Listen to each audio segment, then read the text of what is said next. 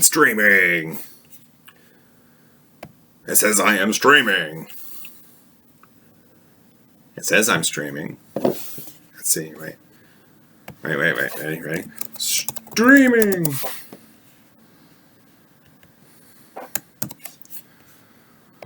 I'll send out the tweet of it. Let's see, streaming, removing supports from the Makers Muse torture cube 3D printed on the Formlabs Form 2. And then paste. Tweet it.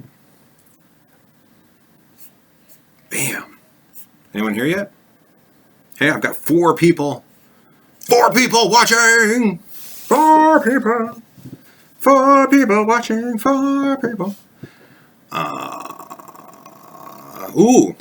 Calvin's in a bus. Right on. Gain weight over the holidays. Look at this face. Look at it. I don't. Okay, let's see if I can do this. I'm going to pop out the chat and move it over, y'all. And then I'm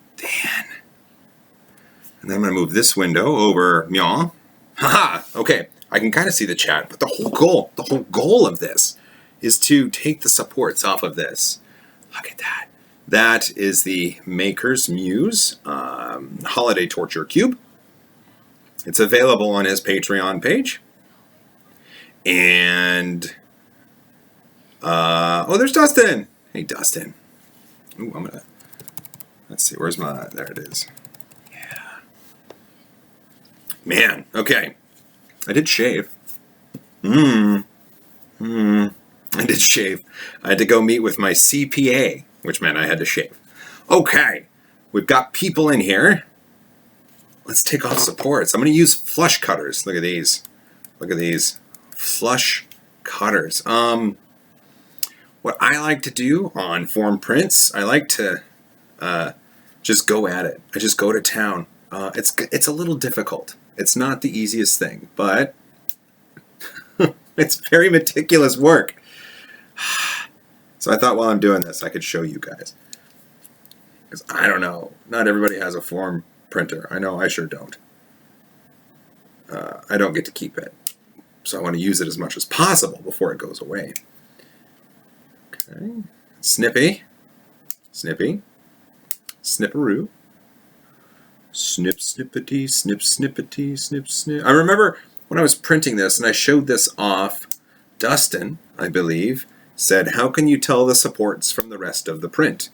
And that can be difficult. It can be very, very difficult when the support material is the same size as the actual parts of the model. Luckily, I can kind of tell. So we're just going to go with that. Now, I can't trim this and watch chat at the same time. I'm supremely sorry. Let's see. Ooh, watch this. So if I do this, and I do that, okay. So here's what I kind of show you. See this tiny little right there? That is a support from the print.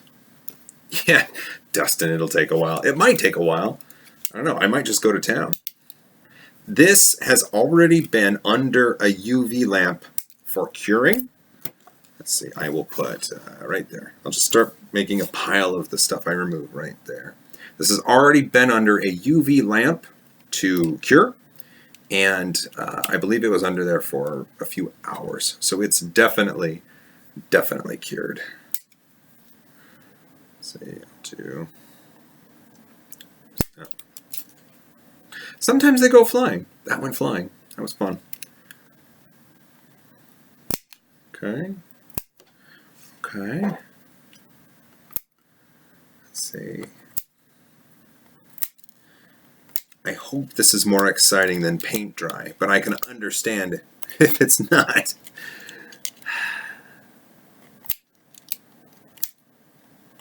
All right.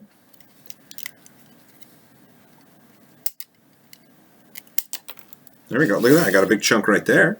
That's not too bad.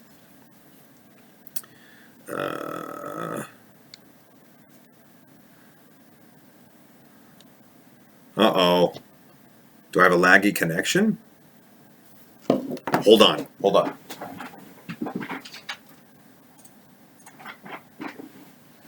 Okay. Google Photos is running a giant backup operation, and it seems to consume a lot of the bandwidth, if not all of the bandwidth. And I don't like it when it does that, so I stopped it. We'll see if that helps. If it's laggy, I'm really sorry.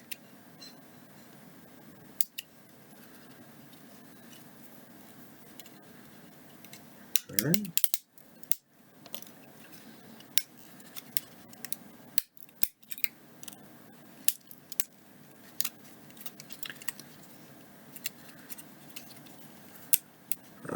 Let's see, and I'm running on my PC, so it's got plenty of horsepower.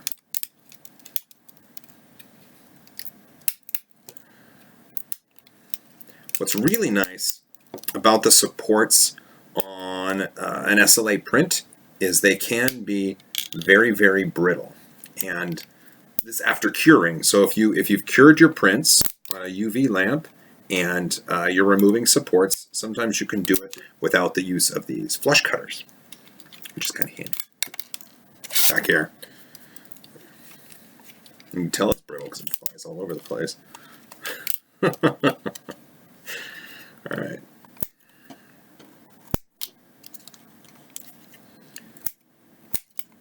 If you do it right, out comes an incredible looking print. If you do it right. It takes patience, and I've never been accused of having too much patience. That's for dang sure. Hey, we're getting somewhere. Okay, this is safe.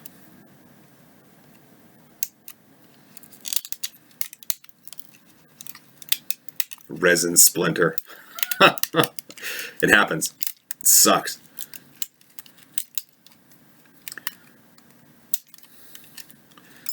Actually, I dripped some resin on my pants one time, and I didn't see it until it was too late, and I went outside and played, and the resin cured on my pants. So, yeah, that happens. Luckily, it wasn't a splinter at that time. All right.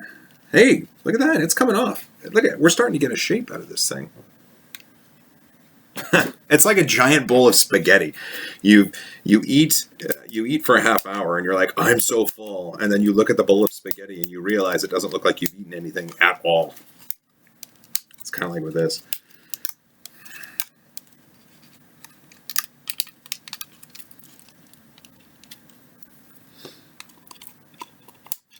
Okay. Oops. Every time I look off screen, it's because this stuff keeps flying all over the place.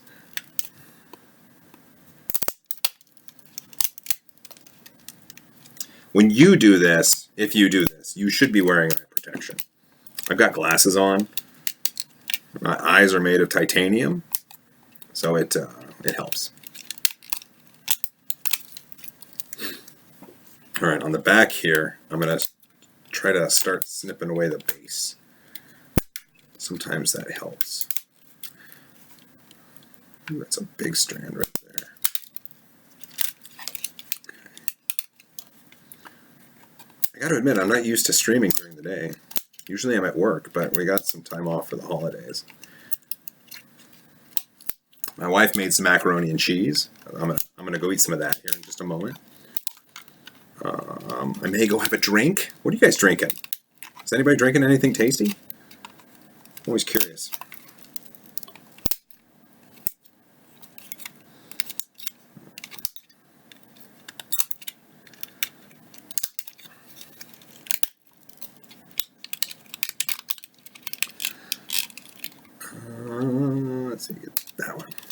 There we go. Now we're cooking with gas.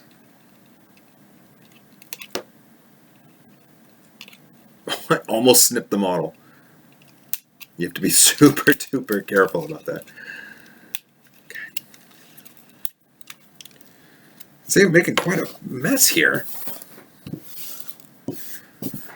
Tea sounds good. Let's see, that's Hodgertech. Tea sounds good, man. Ooh, hot spiced apple cider.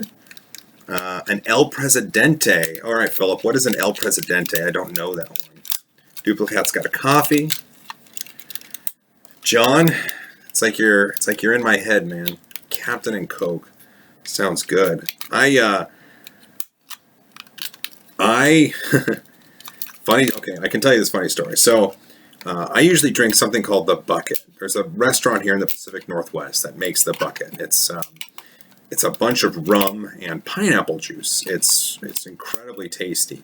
My friend and I figured out the recipe for that drink one time, and we would make it at parties and stuff. And then for a while, my YouTube channel was shut down because of copyright violations. I don't know if you ever remember, but there was a guy by the name of Robert Tilton, a TV preacher, and someone put out a video called The Farting Preacher, and it starred Robert Tilton because he used to make these funny faces when he would do his preaching. And then there was The Farting Preacher 2, Fart Harder. There was all these videos, and this was way back in the day. So what I would do is put these videos on my YouTube channel because we didn't really have file sharing back at my workplace then, and I wanted people to be able to see them, and I always wanted to see them.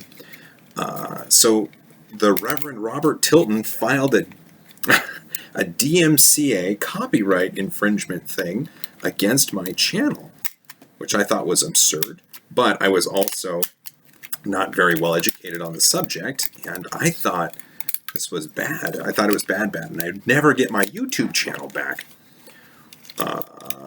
So what I did eventually is I talked to a lawyer. A lawyer said you should be, this is fair use, and if they did a DMCA takedown notice and you file a counterclaim, then they either have to see you in court or they have to drop the claim.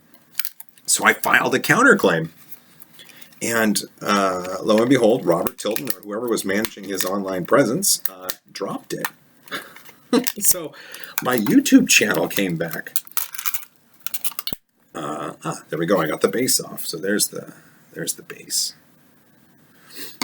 So with my YouTube channel back, the very first thing I did was record a video on how to make the bucket drink, and then I put it on YouTube.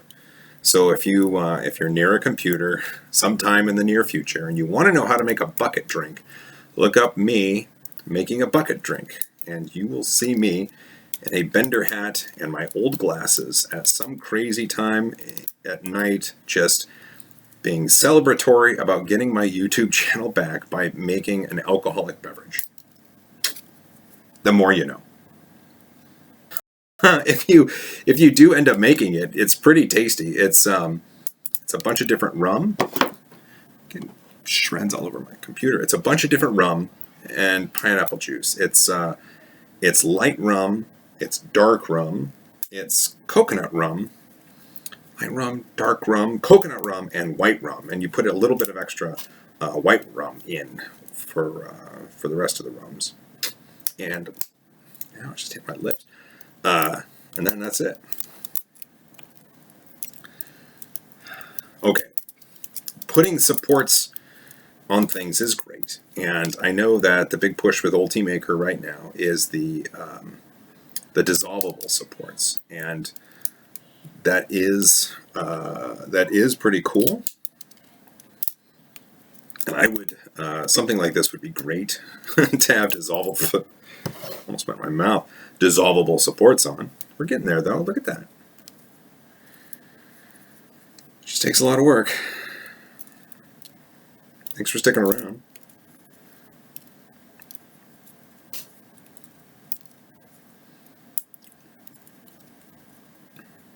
Wait, let's see.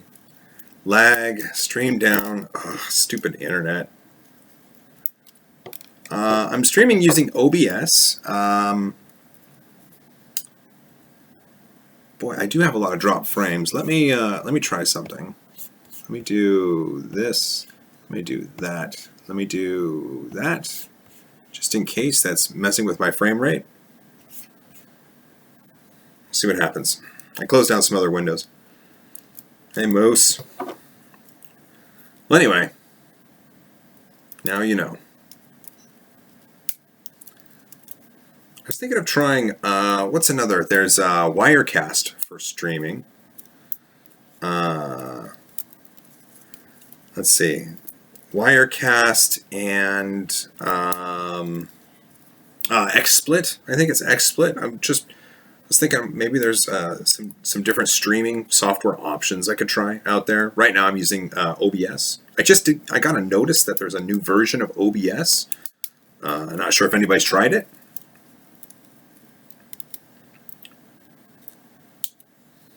I'm so scared I'm going to actually trim off one of the pieces that go to the model.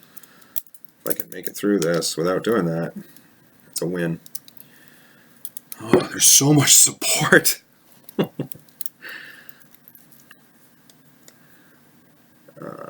Let's see. This one's probably good to go.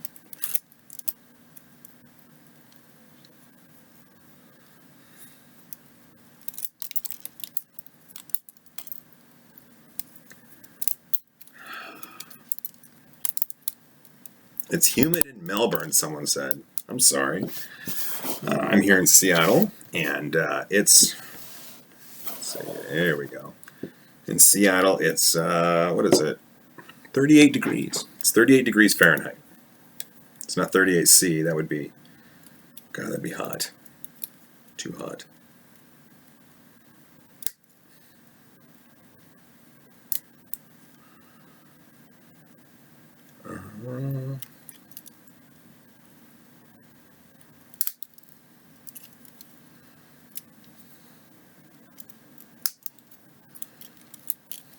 So close to getting this one out. Okay. So I could do that.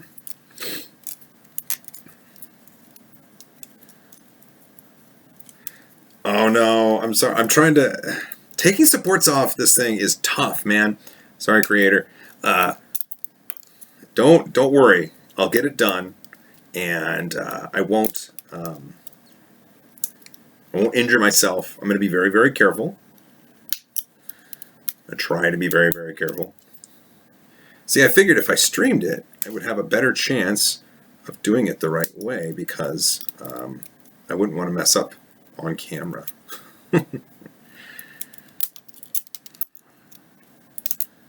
Plus, if I think if I get this successful, I think I've earned myself a drink. Thinking about having the captain, but Brian says it looks like a waste of material. You know, Brian, you're kind of right. Putting supports on anything technically is a waste of material because you can't usually repurpose it. With resin printing, you definitely cannot repurpose this, and it just has to get thrown in the trash. You can do custom support orientations in the preform software, but when you use the auto support function in preform, it does a really, really good job, and I'm not skilled enough to go against its suggestions as far as where to put the supports, and the reason being. With resin printing, with FDM printing, you're printing from the ground and you're going up, and so gravity itself will. Oh, Buzz is here. Good. She likes the captain. Gravity, you're fighting gravity, and that's why you have to have support columns. But with resin printing, it's upside down, and so you are still fighting gravity, but from the exact opposite angle. So you have to put supports in. Almost like you're hanging something from the ceiling, which you technically are. So it's coming along. The creator, I hope you're okay with this. There's still a ton of supports on the inside, which I do have to remove. and I will. But it's getting there. But yeah, unfortunately, doing any sort of support material is just a waste. But you have to on some things because there's no way to make some material or some models. I'm sorry, some models without some support, and that's why dissolvable supports like PVA and the other stuff that's coming down the pike are going to be so huge because you're not going to have to waste your primary material. You're going to get to waste something that's built for wasting, that's actually built to go away. And I think that's going to be, huge. That's my thoughts.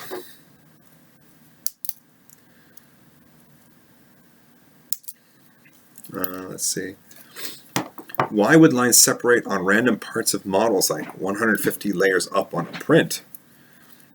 I don't know. You guys know? Let's see. Brian, I thought resin printers cured instantly. They don't.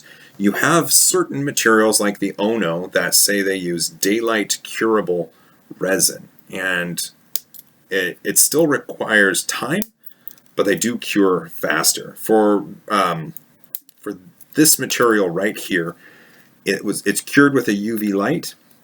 I can put it outside, but I don't get a lot of sun here. Plus, I mean, it's winter time here, so the sun goes away at like 3 o'clock in the afternoon. Man, it's going all over the place.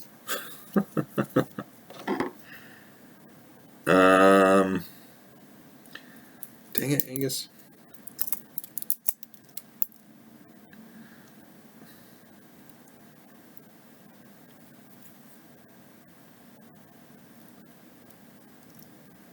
Wait, no, that's... What is that? Dang it. There are pieces of this cube that look like they're part of the fractal. And I knew printing this, it was going to be difficult to remove supports, but I didn't know how difficult it was going to be. I'm so close. Look at this. So you can... Let's see. You can see, here's the cube, but you can see there's still some bits that are going in that direction.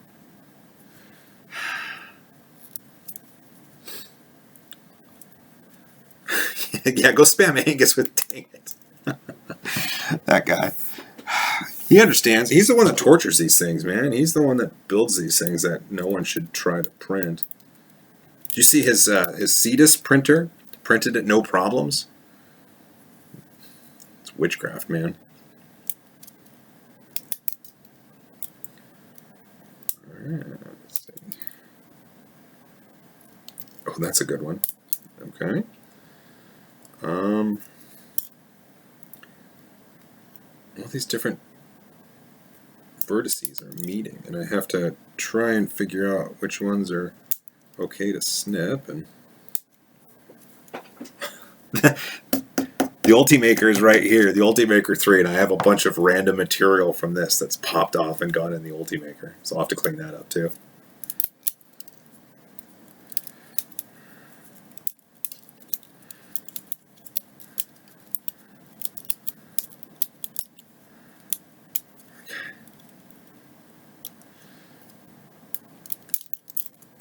I'm trying to get this out.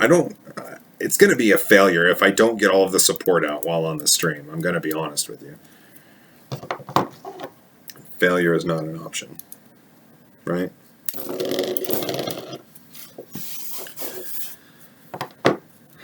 So close.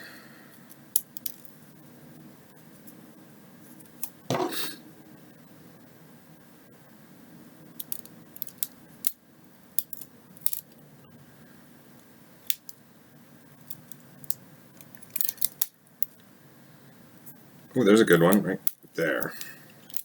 It goes way down. Getting there. Let's see. Getting there.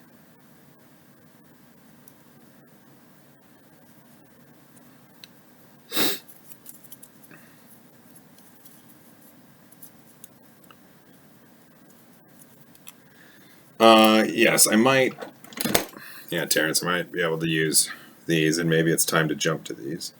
So sometimes the support material breaks away clean from the spot where it attaches to the model. Sometimes it doesn't. And, and, so, and so I try to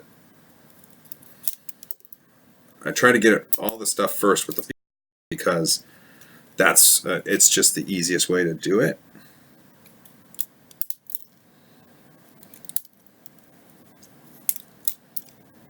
Yeah, let's see.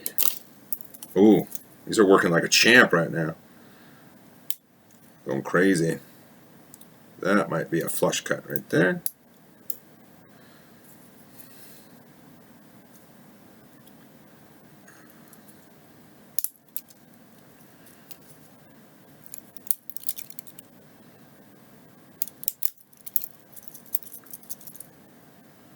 All right, I got the supports on the run. Their time is limited. Their days are numbered. It rattles because there's supports in there that aren't out.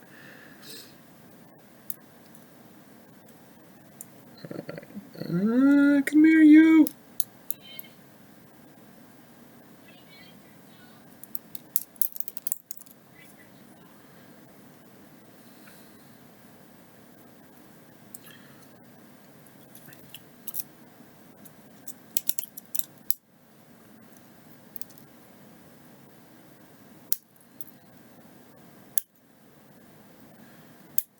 Okay.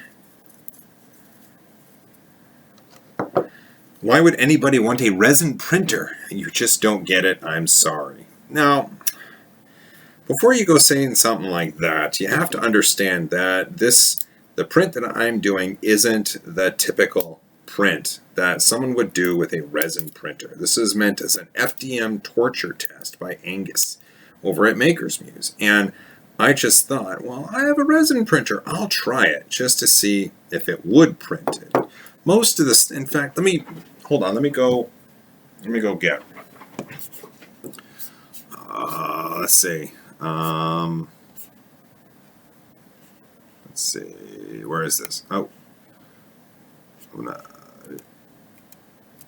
oh, dang it. Okay, come back. Oh wait, am I not? Did my camera die? I'm not seeing it.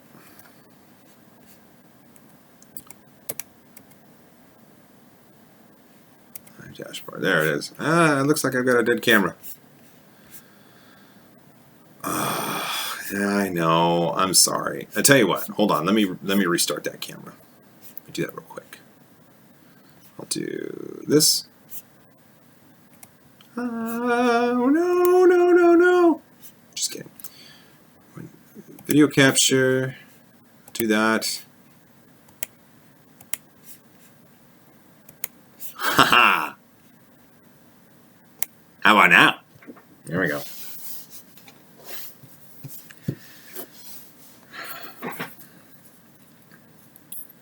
Boy, solved that problem. Until it freezes again, right? Let's see. What do I think about printer bots? That's interesting. I've never had the chance to use a printer bot, which is sad because I've heard good things about them. I don't know. Anyone in the stream use a printer bot?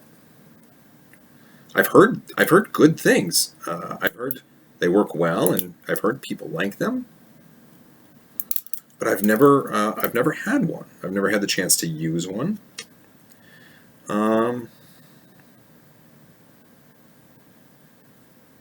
Yeah. Oh, look at this. I'm so close. I'm so close. There's just little.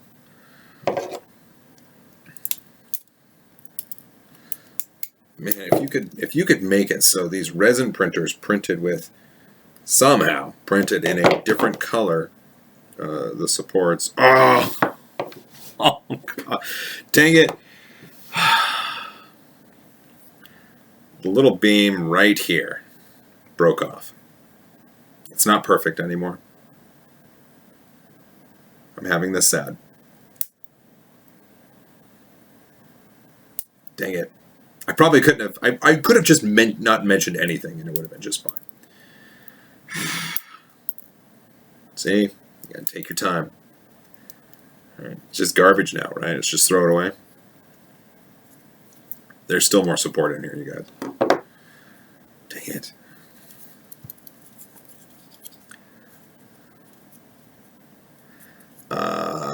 Someone's asking, would you still buy a Prusa or would I get a clone now? I've got some prints coming up that I get to show you very, very soon from the Prusa machine that are just crisp and golden and wonderful. I can't wait to show you. That said, I would buy another Prusa if I could. I would have an army of those things, just printing things. I'm considering reopening my Etsy store in 2017 at the advice of some people. And if I do, I think one of the Prusa machines will definitely be a part of my Etsy printing barrage. It's proven itself. It's proven itself to me to be a good printer, and I do like using it. I find it to be easy. I find it to print right the first time, all the time that I use it, or at least 99% of the time, I guess.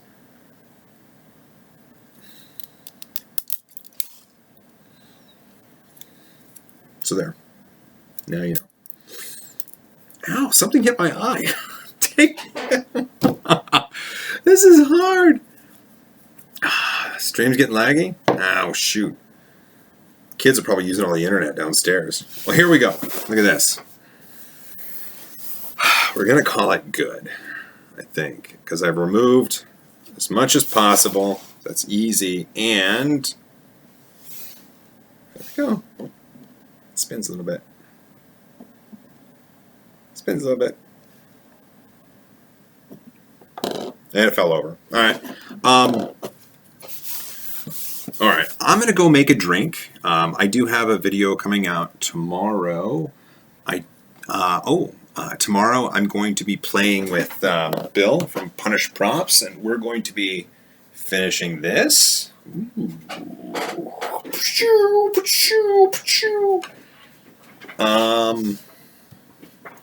I also I did print this little guy. So cute. But for now, let's call it good. I'm going to clean up as much of this resin bits as I can. You guys go have a pleasant day after Christmas. And as always, high five.